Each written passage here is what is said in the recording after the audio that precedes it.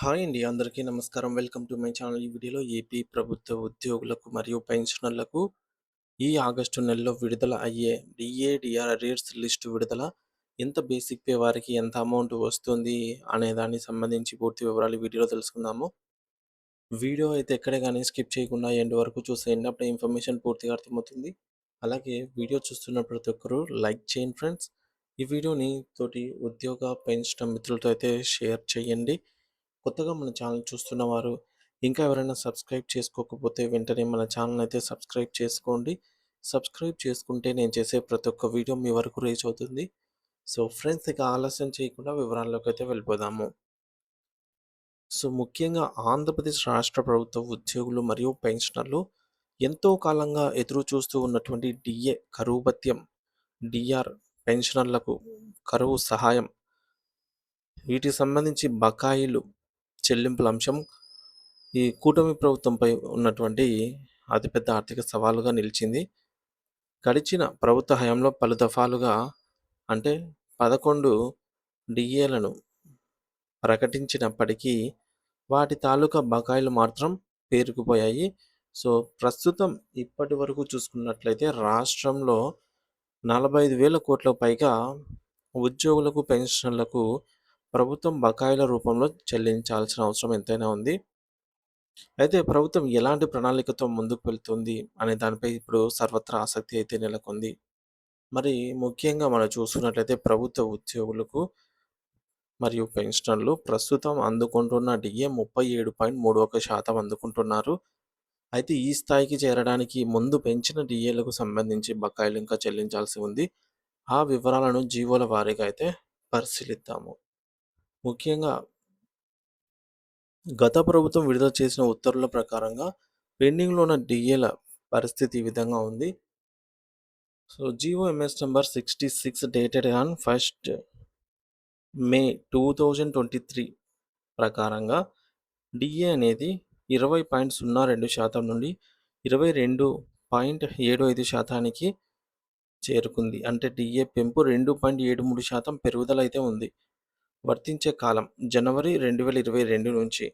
చెల్లింపు షెడ్యూల్ ప్రకటించిన అంటే జీవోలో మెన్షన్ చేసిన దాని ప్రకారంగా వీటికి సంబంధించి మొదటి విడత అరియర్ ఇన్‌స్టాల్‌మెంట్ అమౌంట్ వచ్చేసి సెప్టెంబర్ 2023లో జరగాల్సి ఉండగా జరగలేదు. రెండవ విడత డిసెంబర్ 2023లో జరగాల్సి ఉండగా అలాగే ఉంది. మూడో విడత మార్చి 2024లో చెల్లింపులు జరగాల్సి ఉండగా ఈ వీటి ప్రస్తుత పరిస్థితి, ఈ బకాయిలు బిల్లులు సమర్పించడానికి ఇప్పటికీ సీఎఫ్ఎంఎస్ పోర్టల్‌లో అవకాశం అనేది కల్పించనే లేదు. సో ప్రభుత్వము ఈ విధకు కూటమి ప్రభుత్వం అధికారంలోకి వచ్చిన తర్వాత ఒక్క డిఏ కూడా చెల్లించలేదా అంటే, ఒక్క డిఏని ప్రకటించిందనమాట. సో కూటమి ప్రభుత్వం అధికారంలోకి వచ్చి 2 ఇయర్స్ కాలం కంప్లీట్ అయిపోయింది. ఒక్క డిఏని ప్రకటించింది. మరి అరియర్స్ సంగతి ఏంది అంటే 2018 జూలై తాలూకా 30 నెలల అరియర్స్, 2019 జనవరి తాలూకా 30 నెలల డిఏ అరియర్స్. సో 6 విడతలుగా మనకు ఈ 6 విడతలనేది జనవరి 14థ్ అంటే సంక్రాంతి సందర్భంగా ప్రకటించారనమాట. వీటిని ప్రకటించిన తర్వాత ఒక 4, 5 నెలల వరకు ఎవరికీ జమ కాలేదు. అంటే పెద్దగా పూర్తి స్థాయిలో జమ కాలేదు. అంటే ఇనిషియల్‌గా చాలామందికి జమ అయినప్పటికీ 6 విడతలు. కొందరు మాకు 3 విడతలే వచ్చాయి. కొందరు మాకు 2 విడతలే వచ్చాయి. మాకసలు రానే లేదు అని కూడా చెప్పారనమాట. సో దీనికి సంబంధించి మనకు దీని చరిత్ర అంతా తెలిసిందే. సో కూటమి ప్రభుత్వం అధికారంలోకి వచ్చిన తర్వాత ఏమైనా చేసిందంటే ఇవే ప్రకటించడం అనమాట. కానీ పెండింగ్‌లో ఉన్న పీఆర్సీని కూడా కమిషన్ ఇంతవరకు నియమించలేదు. సో ఫలితంగా బిల్లులు చెల్లింపులు నిలిచిపోయాయి. తర్వాత మరొక GO MS number 113 dated on 25th October 2023 ప్రకారంగా డిఏని 3.64% పెంపు చేశారు. దీంతో మొత్తం డిఏ అనేది 26.39% అయితే చేరుకుంది. ఈ డిఏ అనేది జూలై 2022కి సంబంధించిన డిఏ. ఈ డిఏను వీటి తాలూకా బకాయిలను 3 సమాన వాయిదాల్లో ప్రభుత్వం అయితే చెల్లింపులు చేయాలని నిర్ణయించింది. అవి ఎప్పుడెప్పుడంటే మొదటి విడత అరేర్ అమౌంట్ వచ్చేసి ఏప్రిల్ 2024లో ఫస్ట్ ఇన్‌స్టాల్‌మెంట్, రెండో విడత జూలై 2024, మూడో విడత అక్టోబర్ 2024లో. మరి వీటి పరిస్థితి ఏంటంటే, ఈ బకాయిలకు సంబంధించి బిల్లులు పెట్టేందుకు కూడా సీఎఫ్ఎంఎస్ పోర్టల్‌లో ఆప్షన్ అనేది ఆన్‌లైన్‌లో ఎనేబుల్ కాలేదు. తర్వాత జీఓఎంఎస్ నంబర్ 28 అండి. సో, ఇది 15థ్ మార్చ్ 2024న జగన్మోహన్ రెడ్డి గారు ఎన్నికలకు ముందుగా ప్రకటించిన 2 జీవోలలో ఇది ఒకటి. డీఏ అనేది 3.64% పెంపుతో 30.03% టోటల్ డీఏ అనేది చేరుకోవడం జరిగిందనమాట. అయితే ఇది జనవరి 2023 డీఏ. ఇదే రోజునే జూలై 2023 డీఏ కూడా ప్రకటించారనమాట. అది తర్వాత వర్తించింది. కూటమి ప్రభుత్వం అధికారంలోకి వచ్చిన తర్వాత ఇంప్లిమెంట్ చేసిందాన్ని. ఇక షెడ్యూల్ వీటికి సంబంధించి కూడా 3 విడతల్లో అరియర్స్ చెల్లింపులు చేయాల్సి ఉండగా ఆగస్టు 2024, నవంబర్ 2024, ఫిబ్రవరి 2025లో వీటి పరిస్థితి బిల్లులు పెట్టుకోవడానికి ఆప్షన్ అయితే లేదు. తర్వాత అదే రోజున జీవోఎంఎస్ నంబర్ 30 కూడా విడుదలైంది. ఈ జీవో ప్రకారంగా 3.67% డీఏ అనేది చేరుకుంది. అంటే ఇక్కడ ఒక 3.64% డీఏ పెంపు. వీటి తాలూకు సంబంధించి అరియర్స్‌ని కూడా 3 సమాన వాయిదాల్లో ఫస్ట్ ఇన్‌స్టాల్‌మెంట్ అమౌంట్ సెప్టెంబర్ 2024, రెండవ విడత డిసెంబర్ 2024, మూడో విడత అమౌంట్ మార్చి 2025లో చెల్లింపులు చేయాల్సి ఉండగా, ప్రస్తుతం ఈ బిల్లు ఉద్యోగుల వేతనాలతో పెరిగిన జీతంతో క్యాష్ రూపంలో డీఏలు వస్తున్నప్పటికీ బకాయిల చెల్లింపులకు సంబంధించి ప్రక్రియ అనేది ఇంకా మొదలే కాలేదు. ఇక సిపిఎస్ ఉద్యోగుల ప్రత్యేక బకాయిలు మరియు ఇతర సమస్యలు. సిపిఎస్ ఉద్యోగుల పరిస్థితి మరింత క్లిష్టంగా ఉంది. వీరికి బకాయిలకు సంబంధించి బిల్లులు పాస్ అయినా నేటికి చెల్లింపులు జరగటం లేదు. పీఆర్సీ 2022లో విలీనం. జూలై 2019 నుంచి జూలై 2021 వరకు 5 డీఏలను డీఏ బకాయిలను పీఆర్సీలో విలీనం చేశారు. మరి బకాయిలు ఎప్పుడు ఎలా చెల్లిస్తారనే దానిపైన స్పష్టత లేదు. ఇవే కాకుండా కరోనా కారణంగా ఫ్రీజ్ చేయడం. జనవరి 2022 సంబంధించి 18 నెలలు, జూలై 2020కి సంబంధించి 12 నెలలు ఈ డీఏలను ఇది 2020 కరోనా కారణంగా చూపి ప్రభుత్వం నిలిపివేసింది. అవి తిరిగి చెల్లిస్తారా లేదా అనే దానిపైన అనిశ్చితి కొనసాగుతోంది.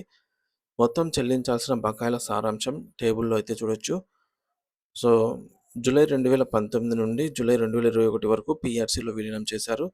ఇవి వస్తాయా రావా అనేది తెలియటం లేదు. అలాగే జనవరి 2022కి సంబంధించి 18 నెలల అరియర్ అమౌంట్ చెల్లించాల్సి ఉంది. జూలై 2022కి సంబంధించి 16 నెలలు, అలాగే జనవరి 2023కి సంబంధించి 15 నెలలు. ఈ విధంగా చూసుకున్నట్లయితే జూలై 2023, జనవరి 2024 ఇవన్నీ కూడా దాదాపు ఒక 200 నెలలకు సంబంధించి వివిధ దశల్లో డీఏలు పెండింగ్ డీఏ అరియర్స్ పెండింగ్‌లో ఉన్నాయన్నమాట.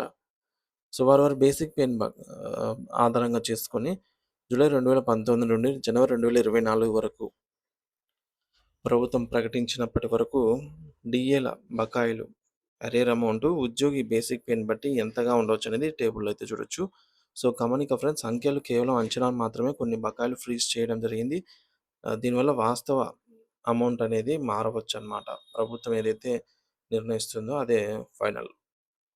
ఉదాహరణగా 20,000 బేసిక్ పే ఉన్న వారికి 54,000 అరియర్ అమౌంట్ రావాల్సింది. 30,000 బేసిక్ పే ఉంటే 2,31,000, 56,000 బేసిక్ పే ఉన్నవారికి 4,32,000.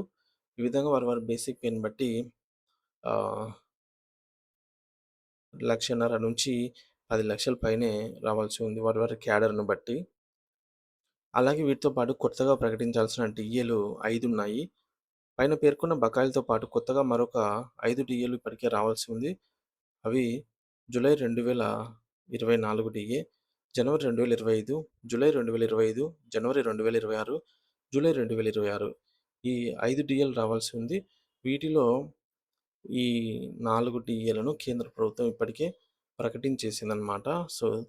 రేపో మాపో ఈ డీఏ కూడా కేంద్ర ప్రభుత్వం ప్రకటించే సూచనలు కనిపిస్తున్న నేపథ్యంలో మన రాష్ట్రంలో కూడా వీటిని వెంటనే విడుదల చేయాలని ఉద్యోగ పెన్షనర్స్ గట్టిగా డిమాండ్ చేస్తూ ఉన్నారు.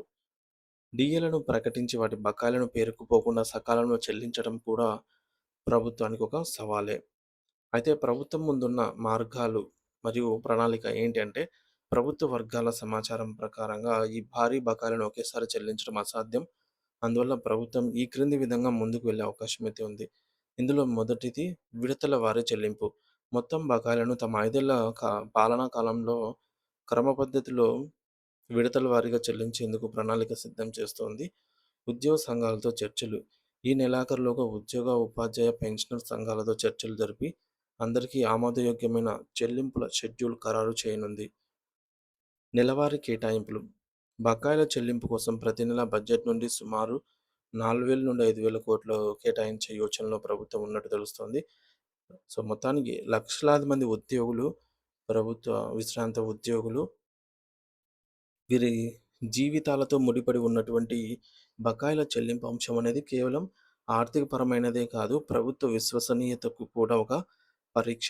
సో, కొత్త ప్రభుత్వం ఈ బకాయిల చెల్లింపులపై స్పష్టమైన, పారదర్శకమైన విధానాన్ని అంటే ఒక షెడ్యూల్, రోడ్ మ్యాప్ ప్రకటించి ఏ ఏ అమౌంటు ఎప్పుడు చెల్లిస్తామని ప్రకటించి, అలాగే ఉద్యోగులకు మరియు పెన్షనర్స్‌కు వారి వారి పే స్లిప్‌లో ఈ అమౌంట్ ఎవరికెంత రావాల్సి ఉంది అనేది మెన్షన్ చేస్తే వారికి గూడా ఒక క్లారిటీ వస్తుంది. సో, ఉద్యోగ వర్గాల్లో నెలకొన్న ఆందోళనను తొలగించాల్సిన అవసరం ఎంతైనా ఉంది. ప్రభుత్వం నుండి వెలువడే అధికారిక ప్రకటన కోసమే అందరూ ఆశగా ఎదురు చూస్తూ ఉన్నారు. మరి చూడాలి ఫ్రెండ్స్, ఈ ఆగస్టు 15 లోపల ఏమైనా శుభవార్త వస్తుందా? రాదా? మరి ఈ యొక్క ఉద్యమమే ఉధృతం చేయాల్సిన పరిస్థితి నెలకొంటుందా? అసలేమవుతుందనేది మనకు మరో 2 రోజుల్లో అయితే క్లారిటీ అయితే రానుందన్నమాట. సో, దీనిపై మీ అభిప్రాయం ఏమిటనేది కామెంట్ బాక్స్‌లో కామెంట్ ద్వారా తెలియజేయండి. Thank you for watching this video.